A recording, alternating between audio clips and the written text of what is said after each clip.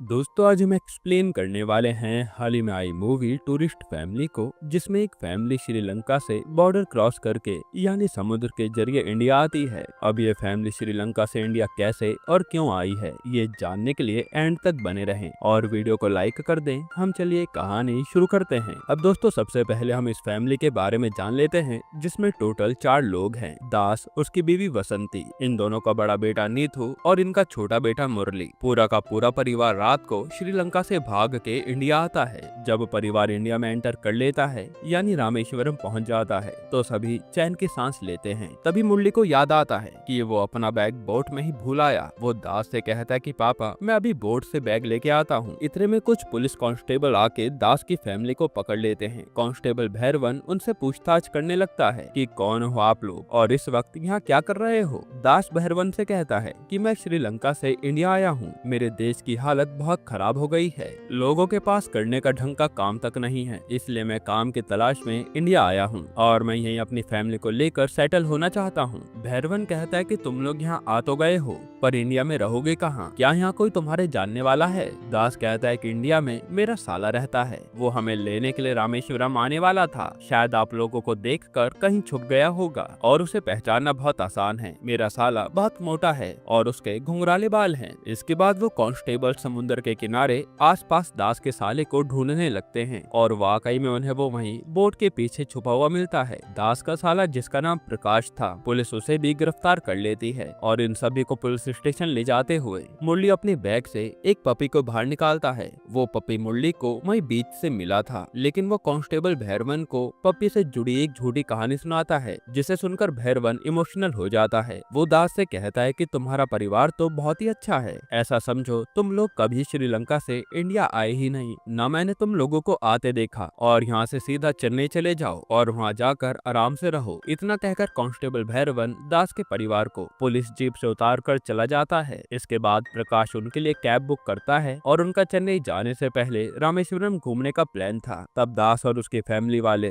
दिल के इतने अच्छे होते हैं कि कैब में वो जो कुछ भी खाते हैं उसके रैपर खिड़की से बाहर फेंकने के बजाय उन्हें इकट्ठा करते हैं, और जब दास को डस्टबिन दिखता है तब वो जाकर सारा कचरा उसमें फेंक देता है। फिर चेन्नई पहुंचने के बाद दास को सड़क पर एक आदमी पड़ा हुआ दिखता है। वो सोचता है कि शायद वो आदमी बेहोश हो गया है। तब प्रकाश उसे समझाता है कि उस आदमी ने दारू पी रखी है, इसलिए वो टल्ली होके सड़क पे गिरा है। दास कहता है कि अरे तो क्या हुआ, तुम एम्बुलेंस बुलाओ जल्दी। इसके बाद प्रकाश दास की फैमिली को एक घर में ले जाता है जो उसने पहले से ही इनके लिए ढूंढ रखी थी। हालांकि घर की कॉलोनी में जाने से पहले प्रकाश उन सबसे कहता है कि यहाँ किसी को बताना मत कि तुम लोग श्रीलंका से आए हो और तुम लोगों को यहाँ की भाषा भी सीखनी होगी। एक्चुअली श्रीलंका में भी तमिल बोली जाती है, मगर उनकी जुबान थोड़ी सी अलग है। फिर प्रकाश ये भी कहता है कि जितना हो सके तुम लोग आसपास के लोगों से बात करने से बचो। ये सारे रूल्स समझाकर प्रकाश दास की फैमिली को उस घर के ओनर के पास लेकर जाता है और इत्तेफाक से घर का मालिक पुलिस वाला था, जिसका नाम था राघवन। राघवन को देखते प्रकाश और दास की फैमिली सभी के होश उड़ जाते हैं। यहाँ प्रकाश को खुद ये बात पता नहीं थी कि इस घर का मालिक पुलिस वाला है। अगर राघवन को ये बात पता चली कि दास की फैमिली श्रीलंका से आई है तो इनका जेल जाना तो पक्का है। अब राघवन दास से सवाल पूछने लगता है, उसका नाम, वो क्या काम करता है, पहले कहाँ काम करता था, वगैरह वगैरह। फिर जब दास जवाब देने के लिए अपना मुंह खोलता है तो राघवन समझ जाता है कि इसकी तमिल चेन्नई की तमिल से थोड़ी अलग है। वो दास से पूछता भी है कि सच सच बताओ तुम कहाँ से आए हो, तुम्हारी बोली यहाँ की बोली जैसी नहीं है। इस पर दास सब सच बताने ही वाला होता है कि इतने में राघवन खुद ही कह देता है, अच्छा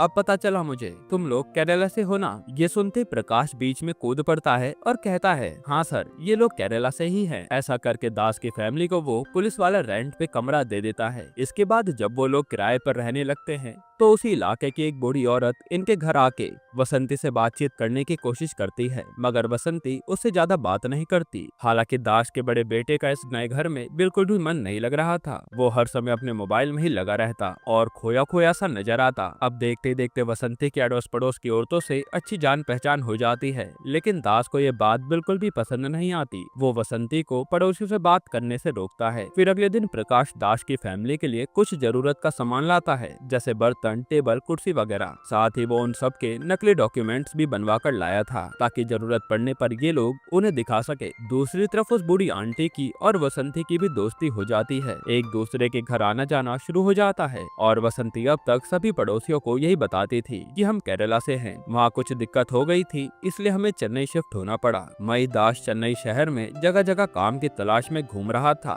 वो अपने परिवार को जैसे तैसे इंडिया तो ले आया, पर इंडिया में आने के बाद उसे काम भी तो ढूंढना पड़ेगा। हालांकि अभी भी इस राज से पर्दा नहीं उठा था कि आखिर दास की फैमिली इंडिया क्यों आई है। खैर, अब एक जगह रामेश्वरम में एक ब्लास्ट होता है। एसीपी बलवंत सिंह केस की तहकीकात कर रहा था और इसी सिलसिले में वो किसी आदमी को जेल में डाल के उसे बुरी तरह से टॉर्चर करता है और बॉम्ब ब्लास्ट के स्पॉट पे इन्वेस्टिगेशन करते समय बलवंत सिंह की टीम को वहाँ एक सीसीटीवी फुटेज मिलती है। असल में ये बॉम्ब ब्लास्ट एक डस्टबिन में हुआ था और हमने शुरू में ही देखा था कि दास को सारा कचरा ले जाकर डस्टबिन में डालने की आदत थी, तो यही चीज उस सीसीटीवी फुटेज में रिकॉर्ड हो गई थी। सो एक कांस्टेबल भैरवन को वो फुटेज दिखाकर दास के बारे में बताता है। कहता है कि शायद इसी की फैमिली ने बॉम्ब ब्लास्ट करवाया होगा। तब भैरवन कहता है कि नहीं नहीं, दास ऐसा नहीं लगता। तब दूसरा कांस्टेबल कहता है कि वो तो बाद में पता चलेगा, मगर तुम ये बात राघवन सर को बता दो, नहीं तो बाद में हम ही फंस जाएंगे। इसके बाद हम देखते हैं कि दास की कॉलोनी में एक शराबी बैचलर लड़का रहता था जो नशे में कभी भी कहीं भी गिर जाता था और मोहल्ले का हर इंसान इस लड़के की हरकतों से परेशान था। उसे लोग आते जाते खड़ी खोटी भी सुनाते थे और दास ये सब नोटिस कर रहा होता है। साथ ही वो ये भी देखता है कि इस मोहल्ले के लोगों में जरा सी भी एकजुटता नहीं है। फिर दास किसी तरह अपने छोटे बेटे मुरली का एडमिशन एक अच्छे स्कूल में करवा देता है और एक दिन वो और प्रकाश चाय की टपरी पे मिलते हैं। प्रकाश कहता है कि मैं जल्द तुम लोगों का वोटर आईडी बनवा दूंगा। तब दास उससे बताता है कि उसने मुरली का स्कूल में एडमिशन करवा दिया है और वो प्रकाश से एक और मदद मांगता है। वो उसे बताता है कि हमारी कॉलोनी में जो रिचर्ड सर है उन्हें ड्राइवर की जरूरत है, तो तुम मेरा ड्राइविंग लाइसेंस बनवा लाओ। प्रकाश कहता है कि अरे तुमने इससे श्रीलंका का कोई गाँव समझा है क्या? ये चेन्नई है चेन्नई, यहाँ तुम रास्ते भटक जाओगे। दास कहता है कि प्रकाश यार तुम फिक्र मत करो, मैंने चेन्नई के इलाकों में घूम घूम के इसका मुआयना कर लिया है, तुम प्लीज मेरे लिए ड्राइविंग लाइसेंस अरेंज करवा दो क्योंकि मैं यही काम कर सकता हूँ। तब प्रकाश उसका लाइसेंस बनवा के लाता है। फिर वो और दास दोनों रिचर्ड सर के घर पहुँचते हैं, जिसके बाद रिचर्ड दास से सवाल पूछने लगता है, यानी वही नॉर्मल सवाल कि तुम कहाँ के रहने वाले हो, पहले क्या करते थे, वगैरह वगैरह। इसके बाद वो दास को एक रूल भी बताता है कि तुम्हें मेरा ड्राइवर बनना है तो पहले मेरे लिए 7 दिन काम करना होगा, इसके बाद मैं डिसाइड करूंगा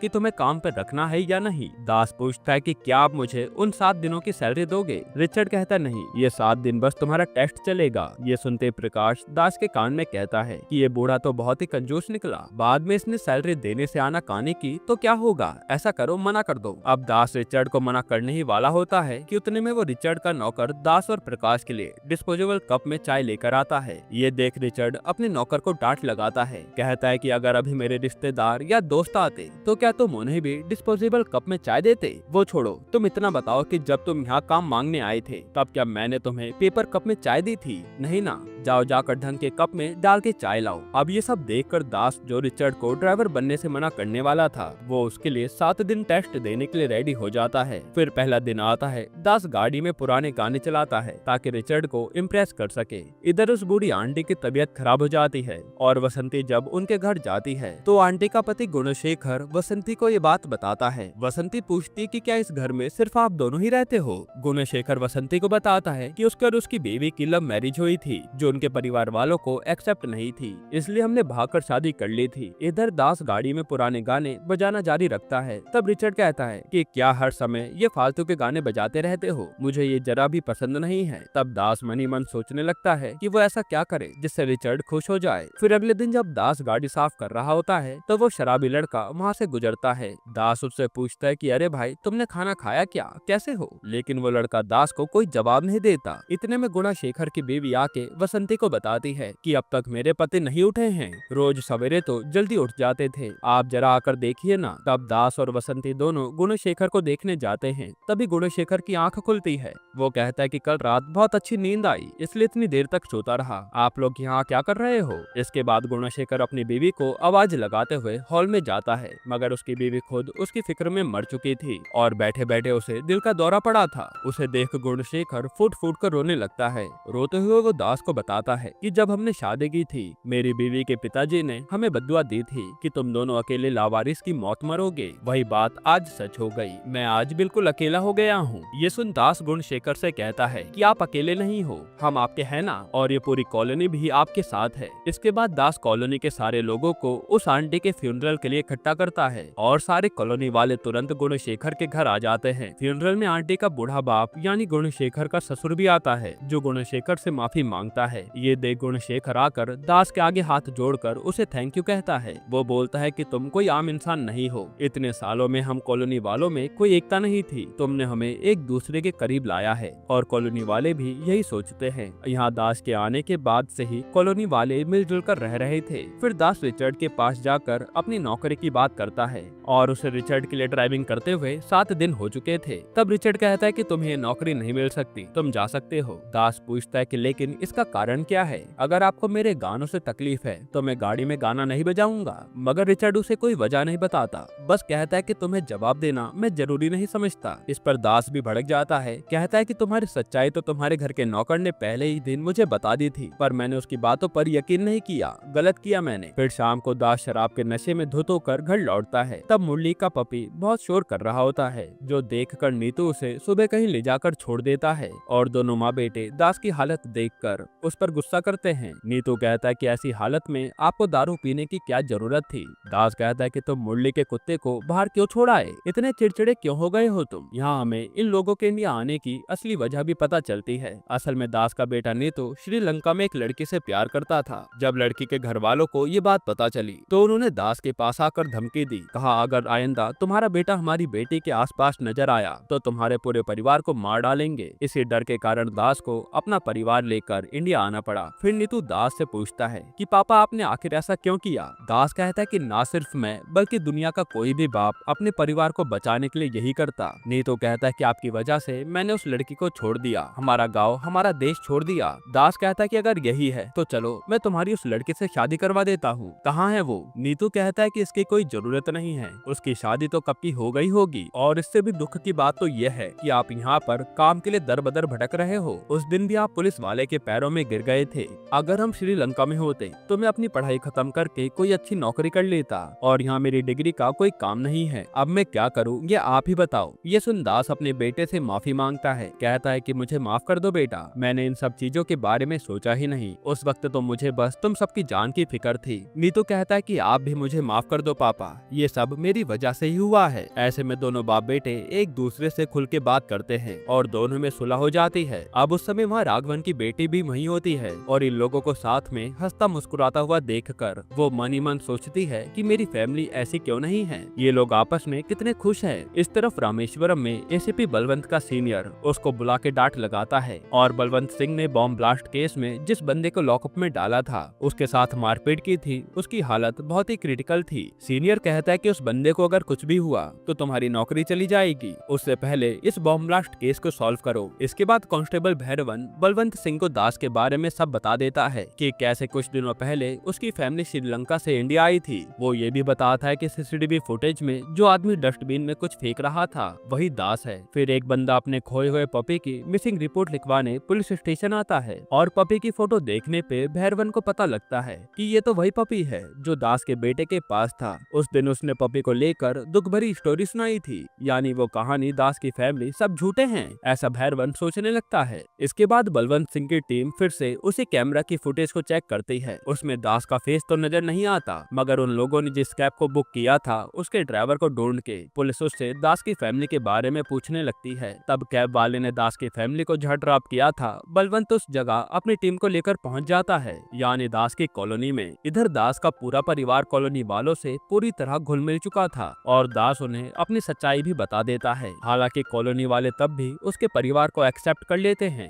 दूसरी तरफ रिचर्ड दास को ड्राइवर की जॉब पे रख लेता है और उसे 1 महीने की सैलरी एडवांस में भी दे देता है। कहता है कि मैंने बस तुम्हारे साथ छोटा सा मजाक किया था। इसके बाद हम देखते हैं कि इंस्पेक्टर राघवन की बेटी नीतू को लाइक करने लगी है। खैर अगले दिन चर्च में गुणशेखर की वाइफ का फ्यूनरल सेरेमनी चल रही होती है और सभी कॉलोनी वाले एक एक करके माइक पर गुणशेखर की वाइफ के लिए 2 शब्द बोलते हैं। इसी बीच वो शराबी लड़का भी माइक पे आता है और बताता है कि मेरे पीने की लत के कारण मुझे पूरी कॉलोनी वाले गाली देते हैं, लेकिन मैं इतना क्यों पीता हूँ ये आज तक तक किसी ने भी नहीं पूछा। असल में मेरी माँ जब इस दुनिया से चल बसी तो मैं पूरी तरह से टूट गया था। मुझे लगा मेरी जिंदगी खत्म हो गई और मुझे पीने की बुरी आदत लग गई। लेकिन इस श्रीलंका वाले भाई ने आकर मुझसे मेरा हाल पूछा, मुझे समझाया, हौसला दिया। तब सारे कॉलोनी वाले लड़के की बात सुन के इमोशनल हो जाते हैं और उससे कहते हैं कि आज के बाद हम सब तुम्हारे साथ हैं, तुम अकेले नहीं हो। फिर अगले दिन एसीपी बलवंत पूरी टीम फोर्स लेकर दास की कॉलोनी में आता है और हर एक घर में ले जाकर कांस्टेबल भैरवन से पूछता है, क्या वो यही परिवार है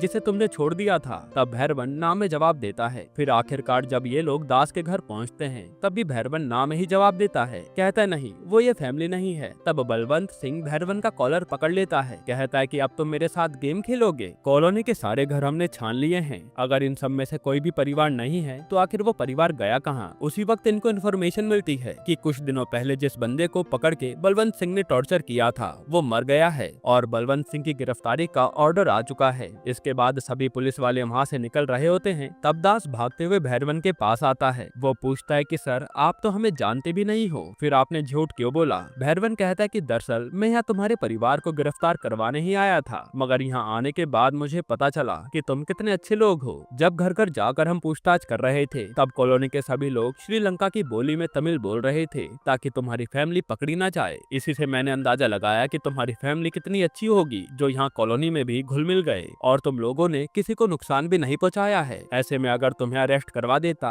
तो मुझे पाप लगता। तुम आराम से यहाँ रहो दास, वैसे भी तुम यहाँ अकेले कहाँ हो, तुम्हारे पीछे तो पूरी कॉलोनी खड़ी है। ये सुनकर दास को बहुत अच्छा लगता है और यहीं पर ये मूवी खत्म हो जाती है। दोस्तों फिल्म का बस सिंपल सा मैसेज यही है कि तुम अच्छा करोगे तो तुम्हारे साथ अच्छा ही होगा। बाकी आपको ये मूवी कैसी लगी हमें कमेंट में जरूर बताइएगा और अगर आपको हाल ही में आई एक कमाल की मूवी देखनी है तो आप ये वीडियो देख लीजिए।